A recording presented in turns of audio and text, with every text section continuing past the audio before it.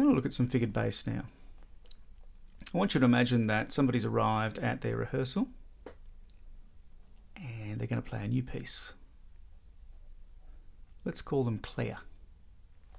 They play the keyboard, they play the harpsichord in this context. So the composer has written for them some music, but the interesting thing is he's or she has left out Claire's right hand. All he's given her is a left hand. But he's also given her these little numbers underneath the left hand. And she has to work out what to play based on those numbers. Now those numbers are called figured bass, and it's a bass, so this is a bass part, and these are its figures. And the figures literally mean play these notes above that note. So this note here gets played, and these two things represent a note above that note. So let's have a look. Let's have a quick play of that. So the first note, the whole thing goes like this. 1, 2, 3, 1, 2, 3. 1, 2, 3. So it's a pretty simple little bit of music, but we need to work out what those figures are. That's the first note there, an F, and we want to see what 5 and 3 above that F are. So we're going to play that one. We're also going to play 5 and 3 above it. 1, 2, 3, 4, 5 is a C, and 1, 2, 3 is an A. So 1, 2, 3, 4, 5, and 1, 2, 3. So a C and an A. Now, Claire's got a bit of creativity here because she doesn't necessarily need to play them in any order. Okay, she definitely probably doesn't want to, probably like that. She probably doesn't want to actually just play them here. So, 5 up is C there, and 3 up would be A there. Technically it's correct, but I don't think it's good keyboard playing. I think she probably wants to do something that's a little bit more, keyboard-like. Let's just do this. So 5 above that note is a C. There we go. 3 above that note is an A. And, we could probably put in that note as well. So we've got 2 Fs and a C and an A.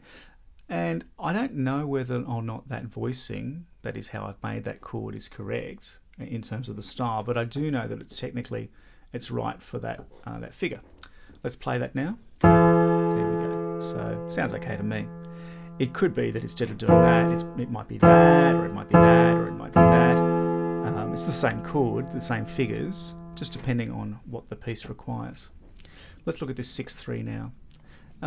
We've got an E in the bass there. There's an E, so we're going to go up 6 from that E. 1, 2, 3, 4, 5, 6, and 1, 2, 3. So 1, 2, 3, 4, 5, 6, 1, 2, 3. Okay, so we've got a C and a G. Now, in terms of writing for keyboard, it's often good to keep everything underneath the hand, so that C can go there, and the G can go there. And I don't have any problem with doubling that E there. So there we go. We've got an F chord and then an E chord. Sorry, not an E chord, a C, second inversion. First inversion. Sounding good. Okay. This one here is also a 6-3, so we've got a D in the bass. There it is there. 1, 2, 3, 4, 5, 6. There's a B flat. 1, 2, 3 is an F. So a B flat and an F. And we'll put the D in there just for good fun. Okay, let's play that. We've got first chord, second chord, third chord. Oh, sounding nice. Surprised? I am. Okay, this one here is interesting. We've got 2 figures for the one note. Now that note happens to go across, 3 beats. So, it's obvious that these ones here get 1 beat each, and this one here's got 3 beats. I'm going to say that this goes like that. That is, this one gets 2 beats and that one only gets 1 beat. So let's do 6-4 above that note there. It's a C. It's that note just there. 1, 2, 3, 4, 5, 6. It's an A. 1, 2, 3, 4. It's an F. So 1, 6, 4. it's an F chord. So here, and we're doing this on a minim. I'm going to put it like this. What was it again? It was 6/4, wasn't it? There we go. Yep.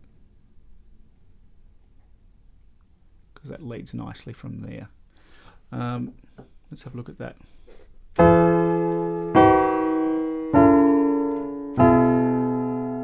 Cool.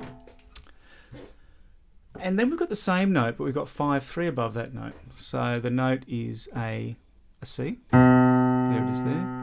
And we've got 5/3. 1, 2, 3, 4, 5. 1, 2, 3. So it's a C chord with a G and an E in it. Okay, so let's do that. C chord, G and E. Whoops, it's a crotchet. I'll put the C in there as well. Beautiful.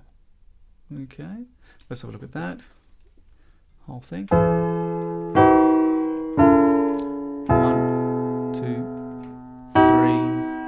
There we go. Now this one's an interesting one. This one's got a suspension in it. What it says is that this one's 5/4, but that 4 is going to change to a 3. So whatever is 4 above that bass is going to change. So it's an F. So there's the F there. 1, 2, 3, 4. And we're saying that that 4 changes to a 3. Okay, because that's 1, 2, 3 above the bass. So we've got a 5 as well, don't we? So 1, 2, 3, 4, 5. There we go. And we've got the bass note, and we've got 4 resolving to 3. Like that. And it's a nice suspension, suspended fourth. Okay. You notice how we're not given a rhythm here? So I'm going to guess, and I'm going to say that it's this again. Okay, so we've got 5 above that bass, which is the C there. And we're going to leave that for 3 beats. And we've also got, I'll put the bass note in there as well. There we go, there's an F. And we've got 4/3. Now 4 above that bass is a B flat. There we go. And 3, and I put a little slur on him there. Not only because of suspension, but also because he's a semitone. Okay, so let's see if we've got that correct and see if it sounds any good.